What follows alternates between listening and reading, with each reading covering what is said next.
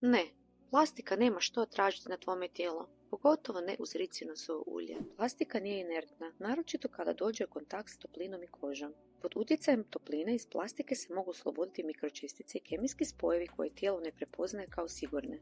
Koža kao naš najveći organ upija mnogo više nego što mislimo, a dugotrajno izlaganje takvim česticama može dodatno opteretiti hormonski i živčani sustav. Umjesto da se tijelo opušta i obnavlja, ono ulazi u stanje obrane i stresa. Zato plastika na koži nije bezazlena navika, već nešto što dugoročno može raditi protiv zdravlja, a ne u njegovu korist. Ricinusovo ulje je snažno aktivno ulje koje dubinski djeluje na tkivo. Kada ga zatvoriš plastikom, koža ne može disati. Plastika u kombinaciji s ricinusovim uljem ne pojačava njegovo djelovanje. Naprotiv, može poremetiti prirodne procese.